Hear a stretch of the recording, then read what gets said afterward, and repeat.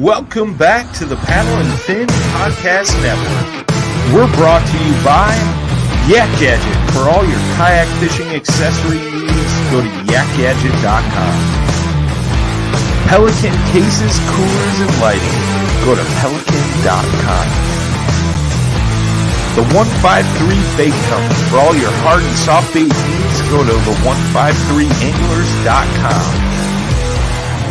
Now let's get this show started.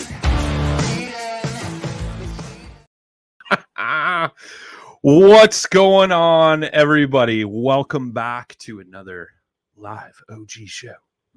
Hi, Jay. Welcome back. Oh, hi, Brian. The place looks great. You've been on hiatus for a couple weeks. I have. Do you care to indulge the good folks at home? We kind of brought it up last week. Week one, you were out because you, according to you, pile drove the ground with your face. Yeah, it turns out I concussed myself. Yeah, I didn't realize it, but after talking to Seth about the noises I was making, you know, it's weird. I was like awake for it. Yeah. Like I knew I was doing that, but like I wasn't conscious of it. Yeah. So yeah, mountain biking can suck sometimes. Wear a helmet. Always wear a helmet. It'll save your noggin in this beautiful face. I mean, yeah. Beautiful face. Oh, boy. But yeah, you know, so that was one of the weeks. Yeah, and then you were in Tennessee last week. Good trip. Yep. Good trip. Yeah, great trip. Closed on a house. Look at that. Jay's all grown up. I'm gonna be a Tennessean. I'll be Tennesseeing you. Yeah, pretty much. But yeah, closed on a house north of Knoxville. It's pretty sweet. Congrats. Thank you. Blaine Upton in the chat. What's up, brother? Hope you're doing well. He said beautiful. That's what they're calling it. Thank you. I will PayPal you that $20, Blaine. He's gonna be the first person to get blocked. No. Blaine's one of my homies. Are you He's sure? good. He's Are good. You sure? Blaine is good. I mean, we could just do the dance like all the time. I control everything. Blaine, you are good. You are good.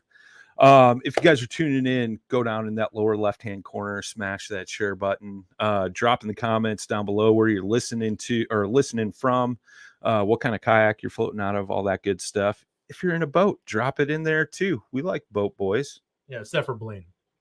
No, Blaine's all right. He's on Team New Canoe. No, man, he's done. He's good. You know what? You're cut, bro. Call Matt right away. You're done. Don't worry, Blaine. You're good. You're good.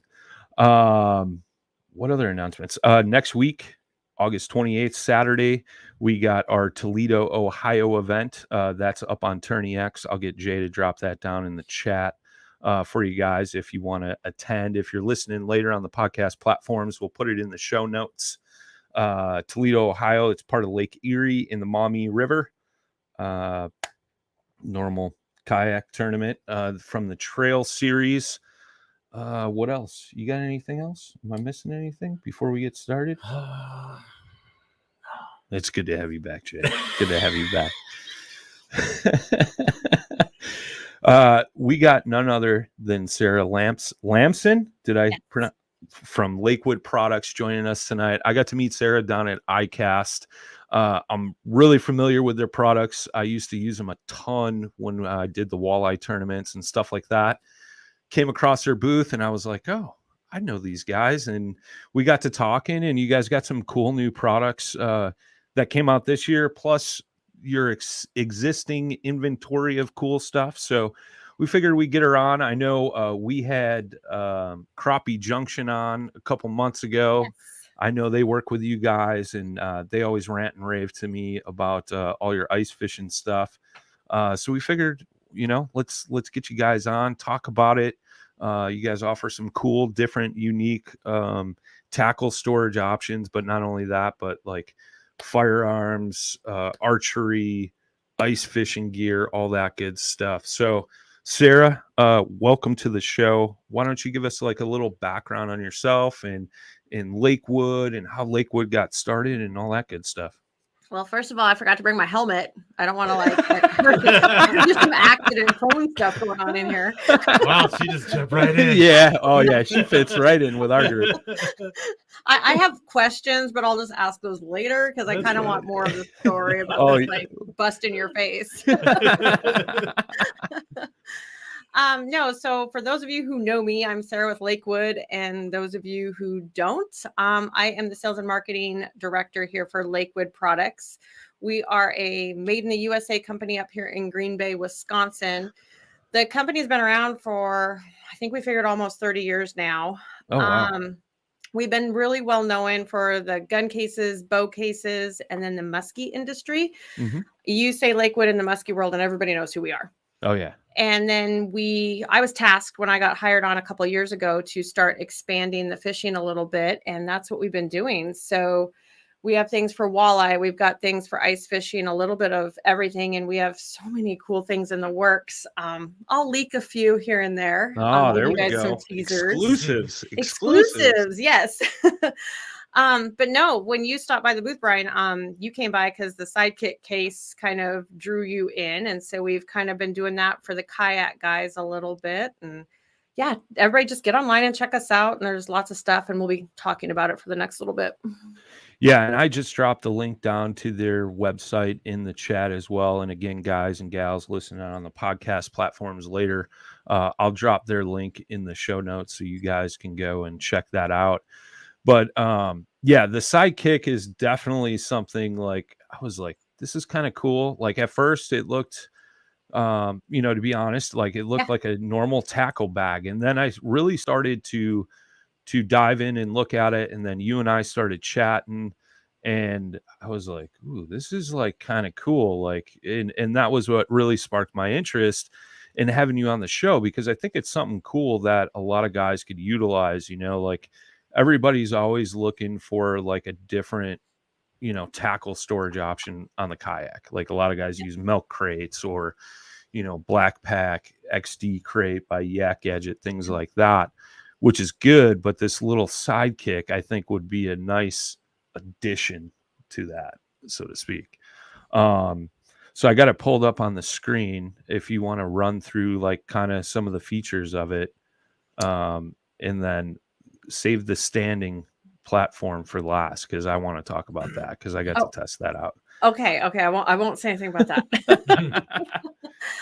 No, so all of our cases, the concept originally started with the muskie stuff, bow cases, gun cases, as a drop-in design. And so it's a little bit outside the box as to what people are used to. And it's a hanging bait storage system. So your baits are not tangled, lures and all of that stuff. And as you can see from the pictures there, we have taken that hanging storage and we've combined it because we know everybody's going to run their utility boxes. We know they're going to need a spot to put plastics depending on what you're fishing for. Maybe you got to throw your snacks in there. I've got a couple people that need to throw snacks in there. They don't want their snacks munched. And so by doing that, we've kind of done this all around case, and it fits most kayaks. I mean, it's not going to fit every one, but it'll go up on front. And the cool part about it is it's made out of a durable ABS, which you'll touch on later.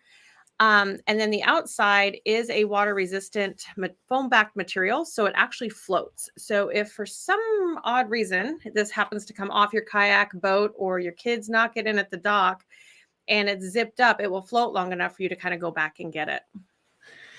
Yeah. And that was the one thing, because John Graves, right before Icast, had flipped his kayak and lost all his gear. And like, how many times a year do we hear that story, And I was like, I know a couple guys that could have probably saved a few hundred to thousands of dollars by having something that floats. And it really, like, I don't know, it kind of clicked with me when we talked about it. And, that floating aspect is what really drew me in, because in the kayak world, if you flip over, fall out of your boat, something like that, or knock something out of your boat, 9 times out of 10, you're not getting it back. So I thought that was like super unique. But trying to find the picture. So this is actually the crate. That's a New Canoe Frontier 12. Great choice of boats. Glad you guys decided that.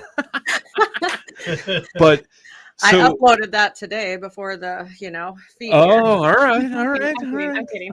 I see that marketing side of you kicking in there. Just kidding. But what was unique, you were like, you could stand on this. And I was like, what? I'm like, look at me, like 6'4", I know I may look a little slender at times, but let me turn sideways so you could really see my profile. You sure you want me to stand on this? And you're like, I'm telling you, it's totally fine. Go ahead and stand on it. And I stood on it, and it was like standing on a brick. Really? So like, what's unique, like if you had that box up in the front, during spring, during the spawn, you could stand on it and get some extra height and sight fish. That was one of the things that I thought was really unique and really cool about it. Getting that extra, step up to actually see where you're fishing and things like that. So spot fishing. Yeah. So super cool. Is that thing small enough to go under a seat? It looks like it's kind of under a new canoe seat. Yes. Yeah. Like it's going to depend on the kayak for Right. sure. Like on the seat heights, but like with the new canoe seat, absolutely it'll fit under there for sure.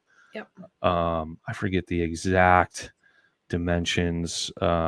Yeah, I want to say it's like almost 20 by, there it is right there. Yeah, 19 3/4 long, 11.5 wide, and 7 inches tall. Yep. So it'll definitely fit.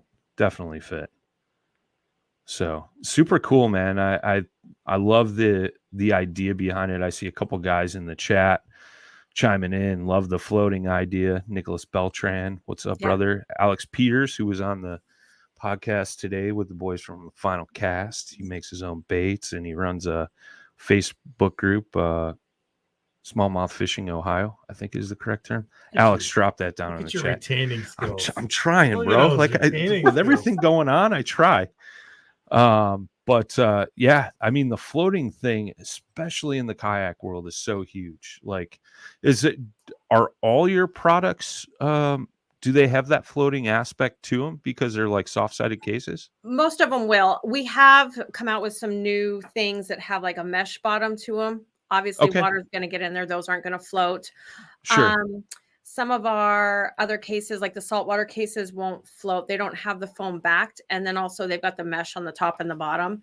But the majority of them will. All the musky cases, most of the walleye cases, the sidekick, the ice rod cases, the bow cases, the gun cases, anything that's going to be completely closed with the ABS and doesn't have like a mesh bottom to it, it will float. And then they've got the lifetime warranty on them too. And everything's made right here in the USA, which is kind of a big deal for a lot of people nowadays. That's super cool. Mm-hmm. That's super cool. Very much agree with that. Yeah, I mean, right up there by Green Bay, man. This walleye country, bro. Yeah. We need to go up there. Well, you were talking about the mesh bags, and I've been eyeing this thing out a little bit as well. The money bags, which I think is a cool little solution. If you didn't want to do a crate, you could have this bag with your 3,700 boxes in the back of the boat, things like that. But not to steer away from the sidekick real quick, but when you and I had talked about that, you're like, it's kind of for the kayak anglers, the co-anglers, which I know a lot of guys in kayak fishing are doing the co-angler thing. Nice option to bring a good variety of baits when you're jumping on somebody else's boat as a co-angler. The bank beaters, just multiple options there with a ton of storage for such a little unit, I think. Yeah, it did really well when we were down at the Classic. A lot of the bass guys down there, I don't even know how many we sold, but they were very excited because you nailed it with the co-angler situation. You don't have a lot of room. You need to have a box that's going to go under a console, under a seat, get out of the way when you're that co-angler. And it gives you the flexibility to kind of load it up with a little bit of everything. Sure. We had a couple guys down there. They even talked about utilizing, because where the hanging lure portion is, you can actually pull those dividers completely out. Mm-hmm. And so they talked about putting some, the frogs would fit in there a different way. They could put some of their other plastics in there. And so you can kind of tear it apart and make it very customizable, make it as you need it to be. Plus it's versatile enough that you could do what you need to do for spring, but if you got to change your setup for fall, it's going to accommodate that. Yeah, that's what I thought was super cool. That you and I had talked about when we were down at Icast is like, well, if you don't want the hanging dividers, you can pull those out. You could throw more 3,600 boxes in, things like that. Yep. Will you guys ever make like a little bit bigger version that'll hold like 3,700 boxes? That is something that's in the works. Okay. All Just right. dropped here. Nice. So we are getting a lot of people that are asking about that. We used to have a box, it's been quite a while ago, where it housed just 3,700s. That's all it had in it. But it didn't really have anything for the hanging storage. Then there was a musky box. It kind of had a little bit of both. And so we're talking about doing the same concept. We're going to change it up just a little bit. So the footprint's going to be exactly like the Sidekick, just bigger to accommodate the 3,700s. So the 3,700s will go in the longer way. You'll still have some hanging storage, the pockets, and then you'll be able to hang like your bigger swim baits, because that was something we got a lot of feedback on going to all the different shows in different parts of the country this year, was the sizes of the swim baits and being able to have like a larger swim bait container. So that's kind of been something we've been looking at too. Cool. Yeah, I mean, that was the one thing I thought about, because I know a lot of kayak guys, they run 3,700 boxes versus like 36. And, that was my question, was like, will you guys do an upgraded or a bigger version so it'd hold those 3,700s? And, not only that, but give you a little bit more storage room as well, or tackle storage. Yeah, we're trying to accommodate both sizes of the utility boxes on the Sidekick. The mesh bag that you just had up a little bit ago, that's been good for the 3,700s. Throwing rain gear in, the moms throw toys and gloves and jackets in their vehicles in it. You can pretty much throw anything you want in that thing. It's made out of a mildew resistant material. It's very durable. It's for outdoor furniture, actually. So you're not going to see it, deteriorate. You can freshwater rinse it. The saltwater guys love it. Yeah. And so kind of the thing with that is we started with the 3,700. That was where the need was to fit into boat compartments. So guys can actually stack what they need to in their boat compartment, pull it out instead of pulling each box out at a time. And then you can flip them, set them up on your garage shelves, and all your stuff's not going to come crashing down. Well, now we're going to take and make a 3,600 size for that. So we're trying to kind of hit everybody a little bit, but we got to make sure we're going to sell it too. We don't want to have just a bunch of SKUs out there where we've got all this stuff and nothing's going to sell. So makes sense. We got Nicholas Beltran in the chat. He says, not very familiar with the brand and also products, but are there plans on making a box that will allow to store line, like a line storage box? So just strictly fishing line? Is that what he's thinking? Yep. Is that how I'm reading it? Okay. Yep. We have, most of our stuff has pockets on it. So most of the cases now will accommodate your line. The mesh bags are a perfect thing for that as well. As far as an actual line box, not at this time. But again, like you look at that Sidekick, you don't have to put the utility boxes over on that left side if you're looking at it. You can pull that out, fill that with line. Where you can hang your spinner baits on the opposite side. A lot of guys will throw their 3,600 boxes into that slot, because we were very specific when we designed it to make sure that that would fit there too, in case people needed that open spot. So as you kind of look at it, Nicholas, and everybody else out there, there's like a bunch of just different options with the different cases, with pockets and ways that you can utilize the storage. But to answer your question, we do not have just a specific line box at this time. Okay. All right. Thank you, Nicholas. Thank you for the question, sir. Thanks for the question, Nicholas. Where was I going next? You hit me with a blank, Nicholas. What were you doing, man? No, we like these questions. Keep those coming. Maybe we'll do some giveaways and some goodies here or something. Ooh, there you go. He said, perfect. Thanks for that. Yeah. Oh, that's what I was going to say. So with the hanging storage, because I've asked this question a few times as I've talked about that Sidekick box Sidekick bag to a few folks, and they've gone on, looked at it and things like that. So with like the big question I get is with the hanging storage, like if the box were to fall over or tip on its side, are the baits going to come out of the little slots that they sit on? No, we actually have a patent pending design. It is called the Lure Saver hook slots. And so the way that those are hung in there, you can take the cases, shake them around, do what you need to do, and you're not going to lose all your stuff. Is it 100% foolproof? No, but you're going to see probably about a 98, 99% success rate. We came out with a smaller jig and wrap box, the Vault, and you want to talk about a headache, because those little tiny lures, trying to make sure that those stayed, we ran that through the ringer on testing just to make sure the baits didn't come out, because those guys are running them across the ice. They're putting them into their boat compartments. And so there's constantly movement and it getting turned upside down. And we spent a lot of time on that. So it's something we kind of pride ourselves in, is making sure stuff gets tested before we just throw it out there. So with that, no, you're not going to see your baits fall out. Our owner, actually, he just took his sidekick on a vacation he's been on, and he actually sent me pictures where he knocked it out of the back of his truck and everything stayed exactly where it was supposed to. Nice. That's cool. I like that. Well, I know from experience, and like, I just wanted to bring it up, because when we used to fish the walleye, or when I used to fish with my buddy doing the walleye tournaments, he had a box for running all his big stick bait, crankbaits. And we all know how that is. You get a 3,700 box and you try jamming it full with as many baits as possible. Yeah. And then when you need one, you pull it out, but there's like 6 of them attached to that. And now you're like undoing the hooks.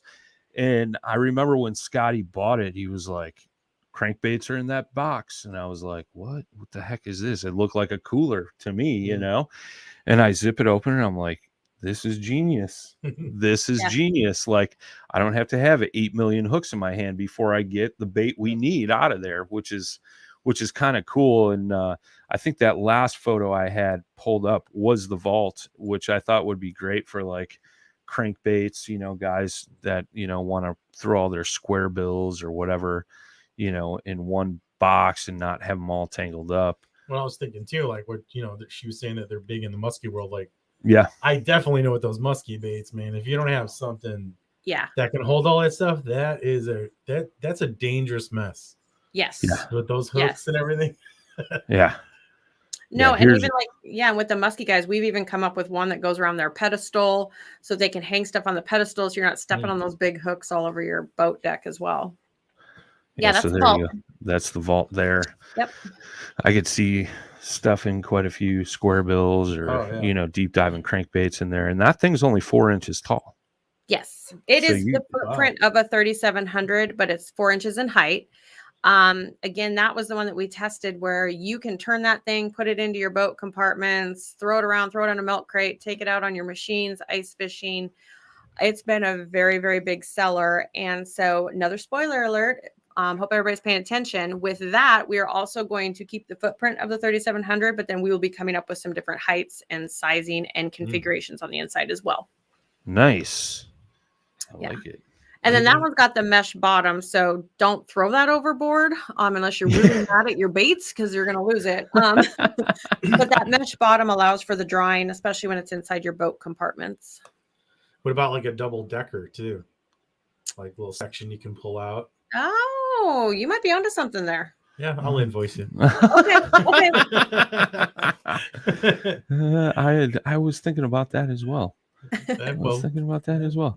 First to feast, buddy. Here's the Shadmate box. Yeah, so that's just a little taller. That's a 5-inch in height. And it's more of a square design. It's not the footprint of the 3,700. That right there shows the lure savers. We have 2 different designs depending on the baits that are being hung and their sizing.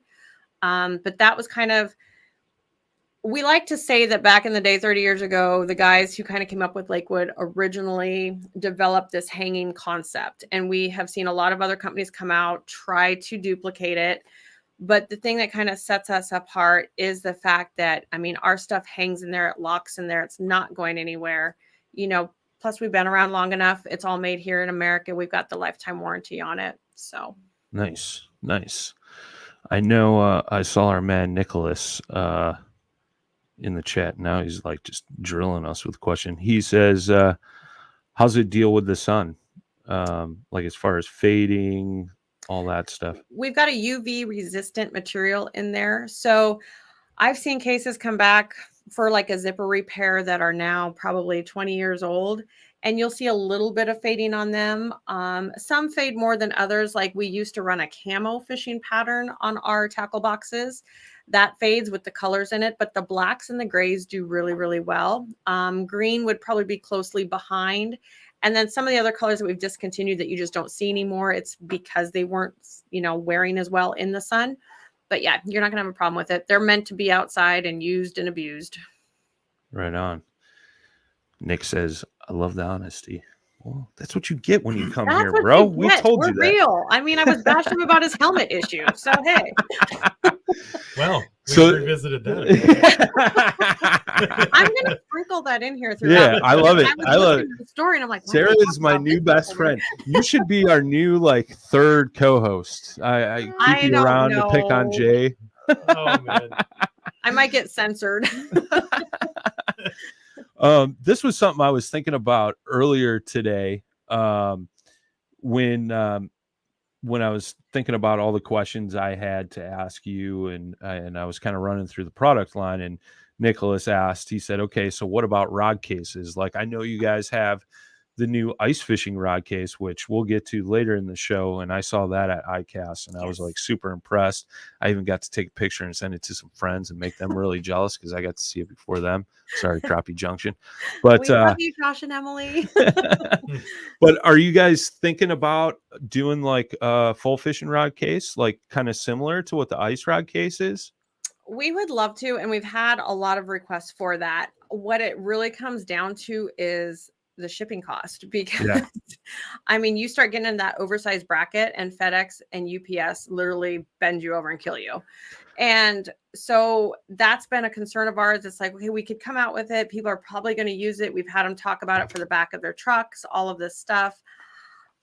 I'm not going to say that we would never do something like that. Is it going to happen in the near future? Probably not, just because you start getting into that oversized shipping, and then we're going to have to charge you a lot of money to ship the stuff. I can attest to that. So shout out to the guys down at I'm going to forget. Is it Naka? North Alabama. North Georgia. Veterans kayak fishing guys. They had that charity tournament down there in Lanier, and I gave away a fishing rod, and the guy that won wanted an 8-foot swim bait rod. Yep. Get this, 8-foot swim bait rod to ship from New York to Georgia. Mm-hmm. $200 because of the length. That's why I only use telescoping rods. Yeah, it was kind of obnoxious. I was like, it'll probably be a little extra, whatever. Normally they ship it in an 8-foot tube, and I'm like, what are they going to do? Make the rod tube like an extra 6 inches? No big deal. And dude from Douglas sent me a message, and he was like, so yeah, shipping is $200. And I was like, don't ship that yet. Let me contact this guy, because I'm not paying that $200. As much as I love giving free stuff away, like $200 for shipping is more than, almost more than what the rod was. What about making like a collapsing case? It kind of takes away for what we're known for with the ABS durability. I mean, there's been some different talk. We did have somebody come by and look at the ice rod case that we'll be talking about. 2 different people at Icast, they want to use it for their fly rods because the fly rods break down and will fit into that. So there's some options there. Like I said, I'm not going to say we would never do that. It's just gets to a point where it's like, okay, are people going to spend, the money that they spent on the case, and then, like you said, drop another $200 or more on shipping? I mean, you start shipping that stuff to the West Coast, and that's going to kill those guys. Yeah, absolutely. I mean, that's a problem, man. They got to figure something out. I mean, how much harder is it to 8.5-foot box compared to an 8-foot box? Like, how big of a difference is that? Half. I mean, I know how it works on a semi truck. I know. Carry the one like, plus 2. On a semi truck, it goes by pallet size, right? UPS, like, come on, man. Oh, it's a highway robbery. Oh no, dude, they'll just crack it in half and make it fit. Well, we've seen that a few times. We have seen that a few times. So I can I can see the frustrations on that. I know we've talked to a few people about the rod case, rod box type deal, and everybody's like, we've thought about it, and Yeah. I can see why now. Like the logistics, we can make it no problem, but trying to ship it, that I can see that being a huge deal. Yeah, because even our like longer gun cases, we get dinged a little bit, not as excessively as a $200 bill, but Sure. we needed to accommodate the guys running like the Creedmoors and longer rifle, longer barreled guns. So we went with it, and it's kind of expensive to get those out the door too. That's interesting. Yeah, I mean, it all goes by weight and package size, shipping nowadays, which I know when you get, like we said, once you get over that 8-foot mark is when they really like ding you. Yeah. Back in the day, we used to get, when I worked at the hardwood flooring company, you get people that wanted 12-foot long trim pieces shipped, and then you give them a shipping quote. And they're like, yeah, never mind. Yeah. I'll two-piece it. Yeah. Like, send me 2 6-footers. So you got a good saw blade, right? Yeah, right. So yeah, I get it. It's crazy how expensive that gets. So anything else you want to touch on the fishing side before we shift gears here? Well, with fall coming up, what's after fall? Ice season. fishing. Yes. So we got to talk some ice fishing. Okay. So we've had out what we call an ice pack, and that was designed for all the tip up guys here in the Midwest. That went really well. And then people started approaching us for rod cases. So we came out with an original rod case that they had. Oh my gosh, I think they've had that for over 15 years here. And then we decided to branch out and make it some different sizes and accommodate the longer rods. That right there, that's the pack. You can actually sit on that, which is amazing. It goes over you, take it out, sit on it while you're jigging, set up your tip ups. It's a pretty versatile pack. We did make a change to that this year where we threw a mesh bottom on the bottom of that to help with draining when the guys throw their tip ups down inside. So that's been a very popular one. But yeah, we came up with the 3 different size rod cases. And then this year for Icast, our new product was the greenback. And it is the ultimate rod case for ice fishing. It will actually hold up to the 44-inch rods. So those guys with the longer trout rods, all that stuff out east or wherever they might be, the longer walleye rods, all of that. And then the concept with that was to have everything that you might need in one case. And so there she is. So you'll see it's got customizable foam. When you get it, you're going to be able to like place the foam how you want it with your guides. Also the handles, it'll kind of move, adjust if you're running the fly reels. Then it's got storage. You can kind of see where the pockets are. But what's really unique about this case that other companies have tried to do and nobody got it figured out yet is the vault and lure wallets, your planos and stuff will fit underneath your rods. And due to the ABS, and you know how strong that is from standing on it, it's not going to come up and break your rods. And you're not going to have to take all of your rods out to get to your stuff. You simply unzip the little secret compartment down there, pull everything out, plus you've got your pockets. It's also got a bunch of tie down points for your snowmobiles, ATVs, UTVs, whatever you kind of want to put it on. It's not a run and gun case. I mean, a person could if they really wanted to, but it's designed to go on your machine or in your sled, and it's going to house everything that you need. This case is sexy. I'm just saying. Me being an ice fishing guy, like when I saw it, I was like, ooh. Ooh, I think I need that. You need to come home with me. Yeah. And then Josh and Emily would have been really mad at you. Yeah. I should have somehow like just to mess with them, be like, yeah, Sarah gave it to me. I'm bringing it home. They probably would have drove down from Wisconsin and like yeah, she looked for you guys, but I was the only one there. Yeah, I was the only one there. So they said they were waiting for you. You never showed, so it was mine. Sorry, guys. Yeah. No, it got a ton of reviews. The feedback was phenomenal. We didn't win new products for ice fishing, but whatever. But the exposure and the feedback, I mean, people coming to the booth and they're like, this is amazing. And then that's where we had a couple people show up and they said, I want to use this for my fly rods. Sure. And at first I just kind of looked at him. I'm like, it's a ice rod case. And then it's like, duh, don't pigeonhole ourselves. I mean, this could be a rod case if somebody wants to take their rods down and take it and go wherever they need to. But it was designed for ice fishing. Yeah, essentially it's all the same setup. Yeah, I mean, the size cases and everything. Yeah, fly rods are typically 4-piece. Some are 2-piece, like some of the shorter, like 7.6s, but most of the time, like those 8, 9-foot, and even 10, 11-foot rods are all 4-piece. You know, so I could totally see that. Like, it's pretty genius that those guys like thought of that, because I would have been like, that's an ice rod case, bro. That's like, how I was. I just kind of looked at them weird, like, what are you guys talking about? Yeah. Well, I can see that too. And then not only that, but you know, where you would ideally put your, you know, your ice boxes and things like that, like you're going to put your fly boxes. Absolutely. You know, so you can totally load that up, and just, I can see that being utilized. I'll have to send that to JD and be like, yo, bro, check this out. And then all you got to do, if you really want to market to it, since that's like your thing, you put a fly on it. Yeah, or like the brown trout, trout like scheme on the lid. Like, then you'll sell it to all the fly fishers. Well, I mean, what we really need to do, because you can stand on them, is take it out in a stream, stand on it, and hold your trout, and be like, "Hey, now you're talking. You're talking. I'll volunteer for that. I got you. I'm gonna send it down. As long as I can tell Josh and Emily I got one before they did. If I get it out in the mail, you're going to beat them at this point. Oh man. I'm kidding.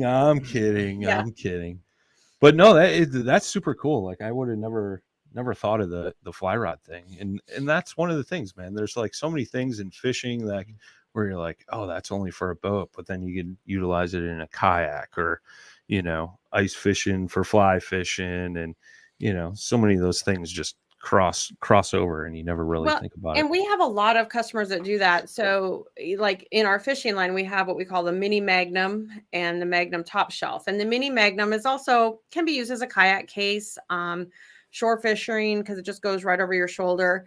But the archery guys are loving that, because they can actually take that to bow shoots, put all their vanes, tools, everything they need in it. It's all stored and organized. And then the gun guys are like in the Magnum top shelf, because they can throw all their gun cleaning equipment in it, extra ammo.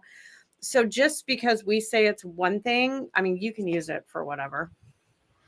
Yeah, that's super cool. I like it. Where did I see that? I'm looking Which one, the mini Magnum or? Yeah, the Magnum. Is it under archery or? Nope, it's under fishing. Both of them are under fishing. Mini Magnum and then Magnum top shelf. They're identical. It's just different sizes, because one does 3,700, one does 3,600s. Gotcha. Oh, there's the mini. Mini. So we'll do the magic snap, and it'll appear on everybody's screen. Ready? 3, 2, 1. Boom. There you go. Close. Ta-da. Yeah. Well, that's cool too. Like a throw and go bag. Like I can see my old man using this, because, you know, he lives in a retirement community. There's a golf course there, and he likes to sneak out and fish all the golf course ponds, even though he's not supposed to. Like, I'm still waiting for the phone call, like, hey son, I need you to come bail me out of jail because I got caught fishing on the golf course. Well, there's a sizable amount of people that go, like, they're like, I'm going golfing. And they bring fishing stuff with. Oh, that's him. So I could see this being utilized for sure in the kayak, like the mini or the Magnum, you know. Yeah, and then the top on those has a piece of slitted foam in it for like your shiver minnows. If you wanted to put that up their spoons, or it can come completely out, and you can throw another utility box on the top. Or again, I've got these guys that are addicted to their snacks, so it'll protect their snacks and food up there too. Or you take the foam out, Nicholas Beltran, and you put your fishing line up there. There you go. See, that's what I'm talking about. Is some of these cases you can do whatever. Watching out for you, buddy. Fist bump. Yeah. Oh, that's cool. That is cool. Speaking of Nicholas, he dropped a comment in here. He said, Sarah, how did you like the experience at Icast this year? It's my favorite show. I mean, I go to the archery trade show. I've gone to SHOT Show. I do the consumer shows. I've done them all. And I really like Icast. I don't like the heat and setting up the booth and the nice humidity, because it's really disgusting. But no, it's just the fishing community is just a great community. The vibe's good. The show is very well put together. Us as vendors coming in, we generally don't have problems. There are a couple of issues this year, but they're addressing some of those. So no, it's good, and it's done really good for our brand being able to get at these bigger dealer shows. That's cool. I like it. Good question, Nick. Yeah. Keep them up, buddy. Well, let's transition into to archery next. I mean, fall's right around the corner. I know right before we started this show, Jay and I were looking at tree stands and a few other items that are on the list of things to get in the very near future before October rolls around, which is very soon. Yeah, October. Right. Okay, so see, this is my West Coast mentality, because those of you who don't know, I'm originally from Idaho. And I've been out here since I took the job with Lakewood back in 2019. And so it's very hard for me because they're all hunting right now. They're baiting bears. They're out doing antelope hunts. Elk season kicks off in like 2 weeks, and I'm starting to rut myself right now. And everybody out here just doesn't get as excited until like October. And I'm like, what's wrong with you people? Well, Wisconsin bow season opens September 15th, doesn't it? It does. Yeah. It does. Well, I know we're gearing up because goose season is about to kick off here. Well, early goose, September 1st. So like our man Bradley, you better have those geese dialed in, bro. Dialed in. But yeah, we're getting antsy and geared up as me and Jay slowly transition out of fishing into hunting. The rest of the crew will still be in fish mode. I've been sending them trail cam pics. I'm like, dude, there's another buck. It's that time. We all just start losing our minds a little bit. Neck swells, you know. I'm already giddy. I'm like ready. Yeah. I already told him I'm getting one on day one. Day one? That's no fun, because you got to just, it's the experience, the whole season. That's the fun part. I experienced play last year. I'm getting one day one. Jay had a very rough start to his hunting career last year. Let's just leave it at that. We put in so much time last year. We or you? Well, me, but we did. But I definitely did. I stopped counting after like 100 hours. I tried to put you in the most successful situations, and instead you were looking the wrong direction. That's right. Hearing the wrong way too. Apparently, yeah. I had a buck run up on me. And I thought it was coming from just the way the forest is. I thought it was coming from ahead of me. And I'm like looking, and he's like, and so when we're sitting across from, we're on tops of a ravine, so he can see past me and I can see past him. But I'm in an open spot. And I don't want to be like doing this constantly because, apparently that's what I probably did and spooked that one. I watched this buck walk right up behind him. I mean, slowly walked, and I'm like, oh, this is going to be awesome. Yeah. This is going to happen. Yeah. Jay's going to be so excited. His first buck. I'm like, oh, he's got to be getting close. And I see this buck just kind of do this. And I'm like, oh, Jay just drew back. He's going to smoke him. Yeah. Going to smoke him. Next thing I know, buck runs away. Never hear a shot. And Jay's like, did you hear that deer? I'm like, dude, it was like 20 yards in front of you. What are you talking about? You didn't see that? And he's like, oh. Maybe I was concussed then too. I was gonna say, Jay, is this too soon to ask if you're playing with your color crayons without your helmet on? Oh man, I love it. I mean, I didn't want to go there, but I'm like, inquiring minds. The world wants to know. Oh, I was just enjoying the view. That's all. The woods are really pretty in the fall. Pretty little trees. Yeah. So the bow case, like I'm super intrigued by this as well, because it looks like you guys have some of that plastic built in as a shell, foam padding, and then it looks like down here in the one corner, like there's some storage compartments or something in there. Yeah, so that picture is actually a pretty good picture just to kind of showcase everything. So that is in the back of a vehicle. The lid is open. And then you'll see the bow goes in string down, and then we actually have foam pieces that the cams sit on. So your string is not going to get like peep turn. You're not going to have issues with your D-loop rubbing on things like you do in some of the other cases. And then down there at the bottom of that photo is what we call an accessory storage case. So you can throw your releases, tools, vanes, anything else you need to throw in there goes in there. So then again, that's not slopping all over, cutting your string. I mean, we've heard the horror stories about people's broadheads sliding off and it cuts their string. And then underneath you can kind of see where my quiver is. That's actually my bow. So that's why I said that. So where that quiver is, where the arrows are, underneath there is another case that holds additional arrows. Oh, that's cool. Yes. And so it's a very good all-in-one concept. You drop your bow in. Most the quivers can stay on with the arrows loaded. So like in that setup situation, you're going down the road, your stuff is protected. But when you get to where you got to go and you're parked, you grab your stuff and go. You're not having to put your quiver back on, make sure everything's all taken care of. These cases are also made out of ABS. They are a black ABS versus the white with fishing. We get asked all the time, well, is one stronger than the other? Or why did you guys do that? We went with the white for fishing just so when you're looking down in there, you can actually see your lures, and it also helps with heat. With the black, we just decided to go black just to kind of keep things separate here on the manufacturing end so we know what's what. Nice. That's cool. I like that. But yeah, so you can put your stuff in there, zip that up, throw it in the lake if you wanted to, or if you're, boating into your hunting spot. Some of the guys have done that in backcountry hunts. If it happens to go over, that case will also float because it's got the foam backed material as well. I like it. I like it. A lot of guys now, and like especially the kayak company I work with, New Canoe, like they're really focusing. There's been a big growth in kayak hunting, both for waterfowl, but also deer and big game, because our boats will carry so much weight, and there's so much public land that is out there that's water access only. Yeah. So that's kind of cool, like that you guys made that case floating as well for those instances.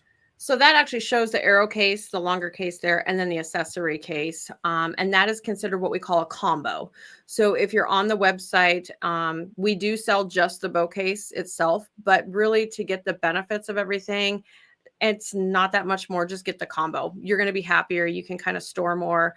When I used to shoot competitive archery and I flew all over, I would then take with my arrow case and accessory case, I took an additional arrow case. I'd put my longer stabilizers in there.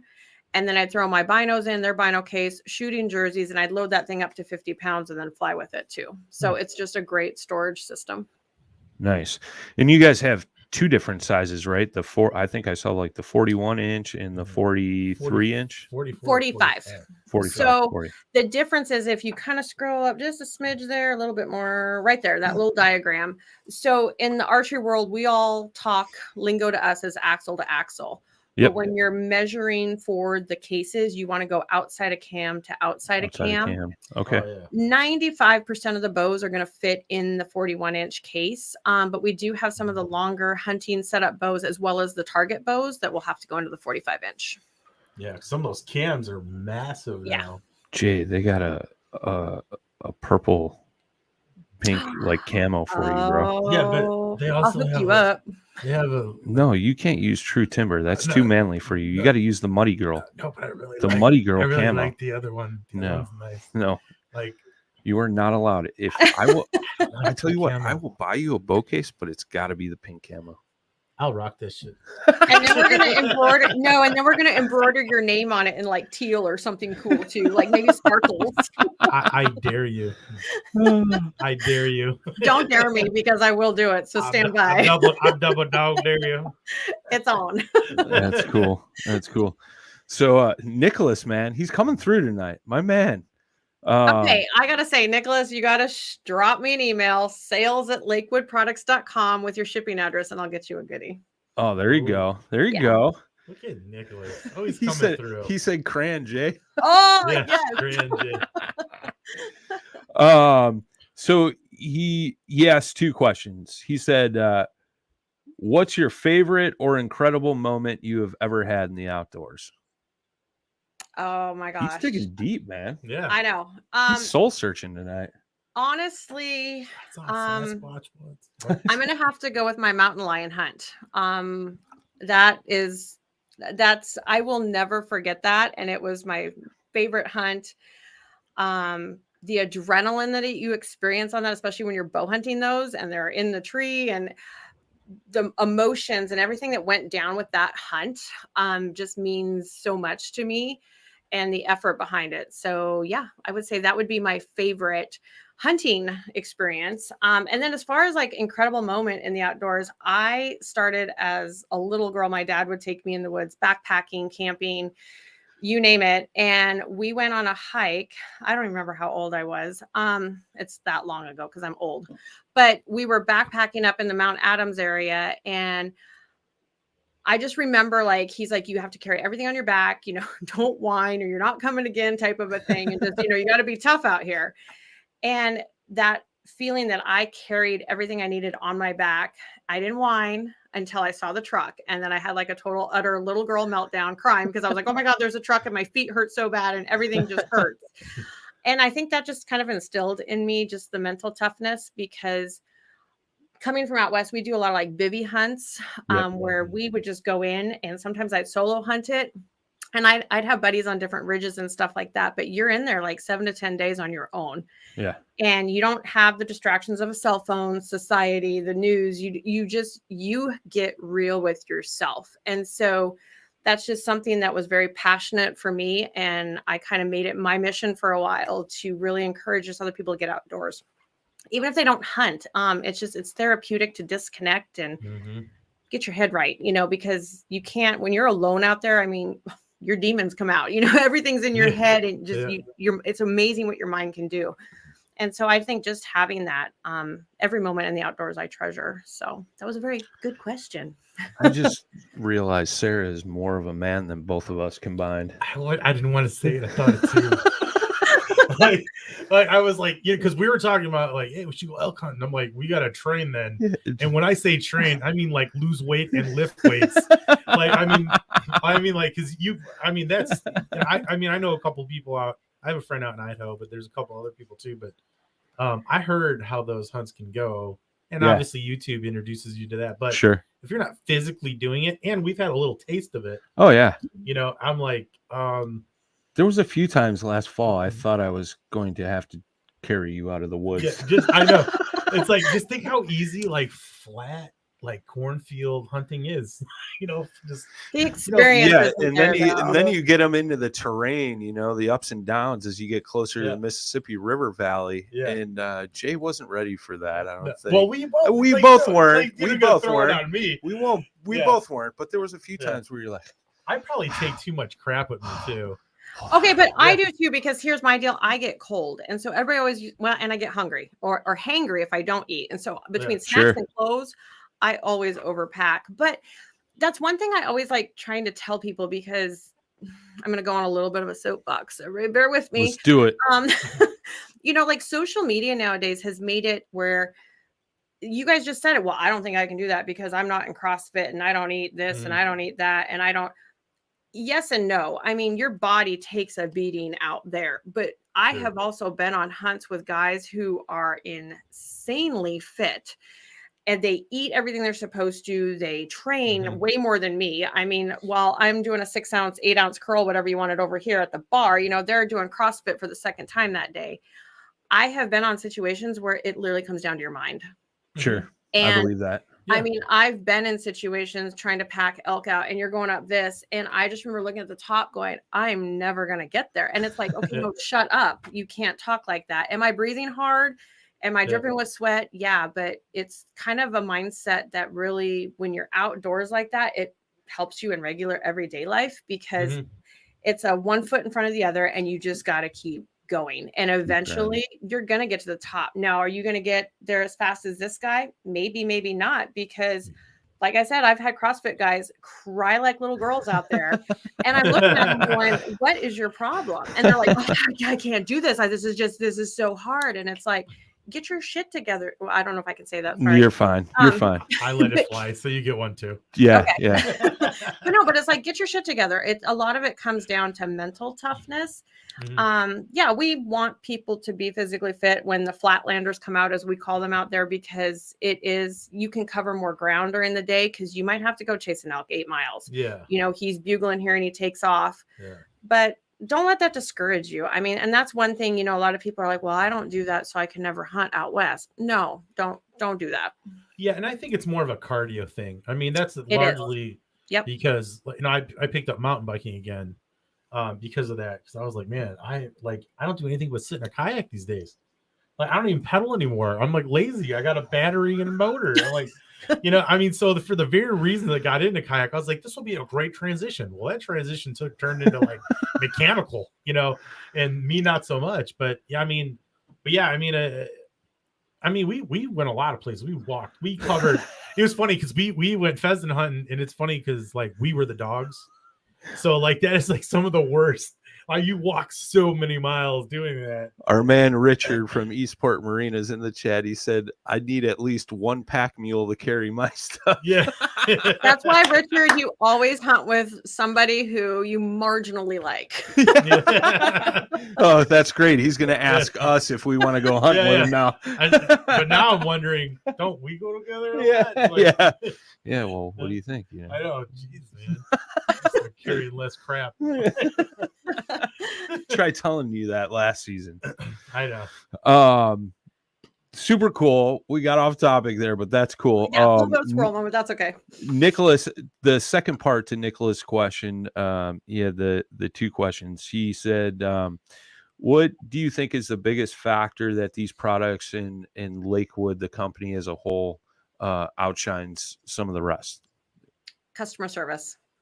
Nice. I mean, and I can honestly say that because where I lived, everybody was SKB cases. That's where they were. That's what you did. I actually got introduced to the owner of Lakewood at the Archer Trade Association show. Oh my gosh, now probably like 7 years ago. Okay. Through another company and mutual friends. And they're like, you got to check these cases out and you got to like meet them. And I just remember at first, it's a stigma thing because we all think hard, heavy, huge, has to protect everything. And so I remember I looked at him and I'm like, I don't know about this stuff. And so I tried one and I took it on a hunting trip and I was the girl that ran my bow case over. And I just remember going, why did I do this? I've got my bow case in there and now everything's going to be broke. And I remember looking at it and it was fine and it did great.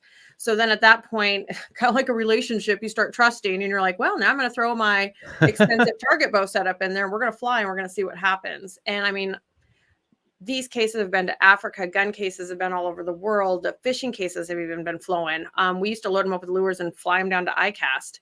So the biggest thing there is having that customer service, and we really pride ourselves on being like Lakewood family. Like, you truly feel like family. And I can say that well before I ever came to work here. That was one of the reasons it made me move across the entire US and leave my life behind in Idaho, was to come work for this company because I love what they stand for. I love how they pride themselves on that. I just talked to a gentleman. He was very honest. He called and he's like, I broke my case. I did this. It came off the back of my four-wheeler.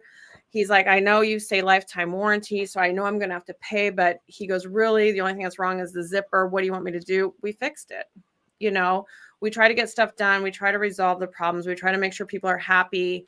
And you'll find that a Lakewood customer, once they buy it, they're very loyal and they will come back and spend their hard-earned money because we're not the cheapest, because we are made here in America and the quality of materials that go into it. It's back to that saying, you get what you pay for. But then what is also helps is what's after the sale. I love going to the consumer shows and people coming up and they show you their hunting photos and they talk to you and they ask you questions and they're like, you just are talking to them like friends and family. Sure. So it's the customer service. That's super huge. Earlier today, me and Jay had a little discussion about my Amazon escapades this week. Hey, Jeff Bezos.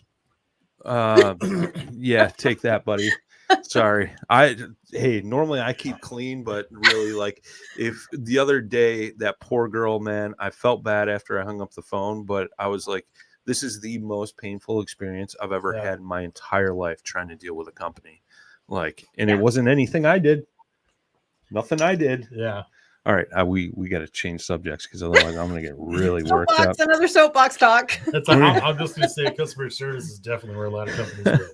Oh, absolutely. You know, it goes a long way. You know, it's super huge. No, we try to be prompt on replies. I mean, there's a fine line because sometimes at 10 o'clock at night when a message comes through, I'm like, oh, can you just wait till 8 o'clock in the morning? You know, but I respond back or somebody else will respond. Like we try just to make sure we can get a hold of people. And I had a situation where I took a little bit of playtime on the way down. Jay and I were actually talking about that before Icast. And so I was on the road. And so sometimes working while you're on the road can be a little bit difficult. And somebody sent their pictures in for a warranty thing. And I just was honest with them. I'm like, I'm not going to get back to you till this date. You know, I'm down here at Icast. And it was just a communication thing. Because I think us as humans, if you communicate, we don't get as angry. Even if there's going to be a delay.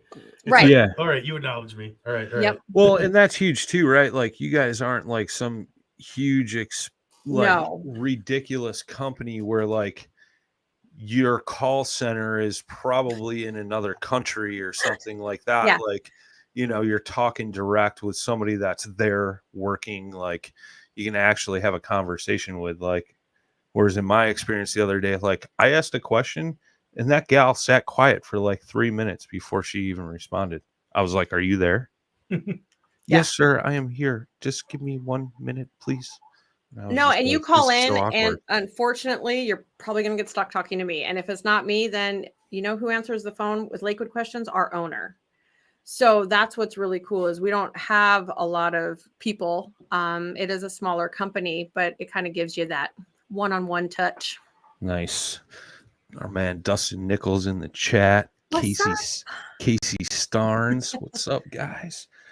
So you guys also have a crossbow case as well. And then also your bow case, you also have a side-by-side where you could put two bows in one case too. Yeah. correct? So on the traditional compound vertical bows, we have a double bow case. And then on the guns, we have a double gun case. The crossbow cases have been a little bit tricky for us because there's so many different size crossbows out there. Sure. So if somebody's looking at the crossbow case, we have two. We have our crossbow case and crossbow case junior is what we call it. The junior is more for like the Raven 26s, 29s, the really small little guys. If you look at the regular crossbow, I just always tell people, I'm like, the measurements are listed. Please make sure you measure. I mean, and measure everything on that crossbow because the crossbow market's so all over the place right now. It's kind of hard to just get that case dialed in completely. But it's a good case to drop in concept, throw everything in there. Same thing with the gun cases. Very cool. I'm just pulling up this double bow case real quick, and this is the bigger one. Let's see if we can get an overhead shot. Yeah, I mean, kind of the same as before, but super cool. I like the thought of that, and I guess we'll finish up with the firearms case. So you already talked about like the double rifle / shotgun case. You know, small. So we used to have a separate rifle case and a separate shotgun case, and everybody's like, we don't want to have to buy two different cases. We want to be able to throw our shotguns in for waterfowl, turkey, whatever, and then take off and go deer hunt with it.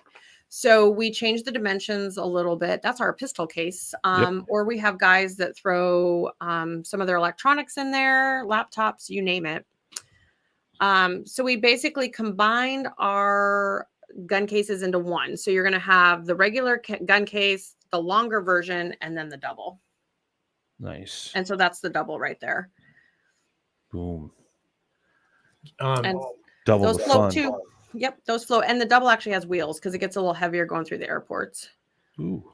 So like the the pistol one, can you do that for like the? Well, I mean, I guess you could take anything through there, but is it like approved TSA if you're going to fly with your pistol? The pistol is not. Our gun cases they have the 3-point locking system, so it meets TSA compliance, and they are a hard case. Even though technically we have a soft side to our case, it is still a hard case. It's made out of the ABS, so it meets all the TSA standards. The pistol case is a hard case, but it doesn't have the 3-point locking system on it that TSA requires. Okay. Sorry, Jay. Yeah, well, I'm just saying, nice case. No, a lot of people love that just in their trucks, different things. It looks more like a computer laptop case if you are carrying it around, and it's kind of a little less inconspicuous with today's world. Look at that revolver. I like that. I know that's kind of sexy. That looks like Does that come with the case? That's a 44 Magnum. I'm pretty sure. Well, like you talked about, you could throw binos, walkie-talkies. You got a release in there, rangefinder, GPS, all that good stuff. Multi-use case. If my friend Jay here wanted this in the pink camo as well, is that doable? All right. Watching out for you, buddy. It's got to be embroidered though, like we talked about. It's fine. It is. It's going to have silver sparkly threads on it that say J. And I'm going to get you the pistol case, the bow case, and I think I'm going to even do a gun case. Oh, there you go. Oh man, there you go. I love it. I dare you. I dare you. I so dare you. I'm shaking your hand, man. It's on. Oh, that's great. That's great. Well, and the one thing I thought was cool too was this was the clay case as well, because you and I go shoot clays once in a while. But you could throw your spent shells in the center, shells off to the side, the ears, eyes can all go in there. Yeah, that's very popular. We do a lot with the Scholastic Clay Target program for the kids. Oh, that's cool. That one's a huge case. And then that is a perfect example too. We have customers who will order that and then they do a special request to have it lined with foam. Okay. And they're putting their camera equipment in there. Oh, yeah. Didn't think about that either. That. Yeah. Yep. Good crossover. Boom. Ooh, look at that. It's funny because my house is so case centric. I have so many different cases. It's I just love modular situations. Jay, there's your case right there. There it is, dude. I know there it is. Pink. It's so pretty. Just imagine Jay and silver sparkly threads right across the front of that for you, dude. I'm way ahead of you. Bedazzle it away. No, and that is something Jay shows up to the clay range with a bedazzled case. It's gonna happen. All I know is I gotta definitely make sure I'm on top of my shooting game. I mean, if you're gonna show up like that, shows up, doesn't even hit one clay. I'm just gonna be upside down. It's all about that pink case, bro. Oh, that's hilarious. And that is something though. For those listening, Christmas is coming up. Birthday presents, that we do customization on the cases. You can't order it online that way. We have, because it's a customized case, like pretty much you buy it, it's yours type of a thing, because we do embroider names on it. And then if any people have businesses and they want to do their construction logo and do a bunch of gun cases for gifts. If you do 6 or more, we can actually do your logos on the cases too. Oh, that's cool. That's a cool idea. She can embroider. Yeah. I didn't know. I thought we were kidding. No, she was being serious. Dude. You didn't see her name embroidered on her bow case when I had it pulled up?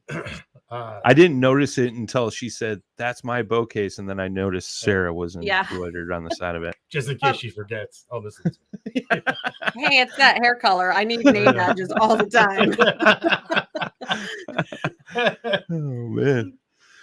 Well, that's super cool. I mean, did we miss anything? This has been super fun. We're having a blast here, but is there anything else you want to touch on or hit on before we wrap up here? No, just check us out online. Definitely follow social media. We do tons of fun things on social media, especially when we're at the shows. We'll do what we call the Lakewood Tough Challenge, make people stand on cases. That's always fun. And then if anybody's looking to buy anything, we do have a code running right now. If they type in the code tagged out, like you've tagged out on a deer, they'll get free shipping. So you can do that. Caps, lower caps. It doesn't matter. Caps or lower. We've got some cool apparel on there. We're starting to kind of build that a little bit. The demand has been there. So people want some swag, and we're working on that hot fire merch to get out to everybody. Nice. So, I'm putting this promo code down in the chat. Yeah. And those of you listening on the podcast platforms will drop that in the show notes as well. Instagram is just at Lakewood Products. Yep. All lowercase. Same on Facebook, right? I know originally, I searched it and I just put in Lakewood Products and you guys popped up right away. Yeah. What else are you guys on? We've got YouTube. We are starting to slowly revive that, but there's some really good product videos, Tackle Tip Tuesday videos, some other things going on there. Yeah, those are kind of the main platforms everybody's on anymore. So cool. Yeah, and on YouTube it's just Lakewood Products. I just looked that up. Yep. I think I actually watched some of these. Yeah, and then we've There's got some one links from in there Icast. to some of our other partners and pros and different things too. And they always have great stuff on there with their, showcasing kind of their Lakewood things. So yeah, and if anybody out there currently has stuff, tag us. We love to give shout outs and kind of share that Lakewood family vibe as everybody's out fishing and doing things with their kids. So Nice. Very cool. Very cool. Man, I'm like, can't wait till you get your pink camo bags with your silver sparkly threads. Me neither. I'm so excited. I'm gonna put the embroidery order in tomorrow morning. I'm gonna have my daughter put makeup on you and like get you looking all spectacular. All right. We got to go to a photo shoot out in the woods, dude. We got to make you Insta famous, bro. You know how scary that sounds? Yes. Like, you got to go to a photo shoot in the woods. Yeah. With makeup on. Anywhere with you anymore. Dude, we're going to make you Insta famous. Look at even Casey Starnes. He said he's laughing his butt off. I got to do something with my phone. Let everybody know I'm here. I love it. Oh, Sara, thank you so much for taking the time out tonight to just sit down, chat with us, share the good word in Lakewood. Guys and gals, please go check these guys out. They got some really cool, unique stuff. If you guys are listening on the podcast platforms, I know you didn't see some of the photos and stuff we rolled through, but again, the web address will be down in the show notes. Go check them out. Like Sara said, use that promo code tagged out for free shipping and get decked out. Maybe you want to send Jay a pink camo case or something. Yeah, please. I know. I'm going to start up like a Venmo account, like cases for Jay. Right. Nicholas Beltran said, thanks, Sara. Great asset for Lakewood Products. Casey Starn said, great show. Who else? Dustin was in that chat there. Richard, love you, brother. Hope you're doing well down there in 10 IC. I'll be reaching out to you here shortly for a couple things. Jay, final thoughts? Nope. No, it's a good show. Thanks for coming on. Appreciate it. Yes, I appreciate you guys having me very much. So thank you. And I'll get your helmet matching your cases too. So there you go. There's your helmet. Now There's your helmet. Now. Yeah. Dustin said, good stuff, yo. Love it. Love you, brother. Hope you're doing well. Everybody, thank you as always. Next week, so last week we had a real interesting show. You missed it. I know you were watching some of it from down in Tennessee. We got into a few topics as far as like professional anglers, kayak anglers stepping up, taking the next step. A lot of you reached out and said you just really enjoyed that show. We thank you guys for all the kind words. And in that, a bunch of guys were asking like for advice on how to market themselves, how to make that next step to get sponsorships and things like that. So I believe that show is going down next Thursday.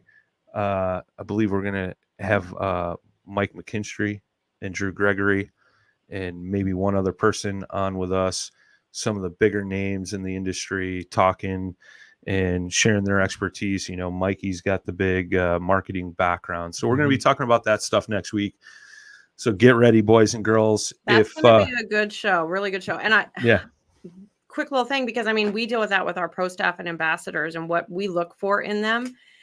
And so many people are just not on the same wavelength. So anybody out there listening right now, tell your buddies, you guys all should join in on that next week, because hearing that from the professionals on what's making it work for them and what the manufacturers and companies want, that's a huge deal right now.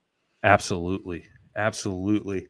Yeah, it's such a huge thing. Like, I know I get approached about it all the time. I know you get messages and stuff like that. And it's something I think, like we talked about last week, like we're trying to, be that positive force in the industry. And, so many people are eager to take that next step. And I think they kind of shoot themselves in the foot and don't do it the right way. And they have their hopes up and then they get turned down and then they get shy about it, So if we can help steer some guys in the right direction and, help create these faces and names that could be marketable and, help bring outside sponsors and things into our sport, like it could be nothing but great things for us, which, that's the way we're heading. So be sure to tune in. If you guys are new to the channel or new to the podcast, we're here live on Facebook and YouTube every Thursday night at 7 Central, 8 Eastern, 5 o'clock out on the West Coast.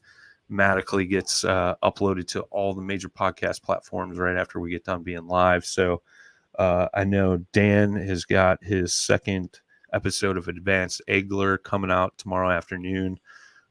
Brad's got an epic episode talking about some upland hunting on Saturday. Dustin Nichols has got his saltwater segment on Sunday, chatting with Luke Prentice about his kayak fitness stuff that he's been doing. And then Monday, Tim Perkins on Bass Fishing for Noobs, talking about spinner baits. All sorts of good stuff. All sorts of good maxed stuff. Out, huh? Maxed out with what, bro? I don't know. Man, that's a lot. Well, I've uploaded it. I've uploaded it all already for the week. Like I've been trying to keep you guys in the loop, get this stuff uploaded so you kind of know what's coming up. So yeah, I could tell you some other shows that are coming up next week. Thursday, Baggio sunglasses on the Final Cast. I told you about our show. I don't know about Wednesday yet. Mindset, co-anglers going to be on talking about the mindset of a co-angler. There you go. See, look at all that good stuff. Wow. All right, boys and girls. A+. As always, thanks for tuning in. Until next time, ladies and gentlemen, tight lines, smooth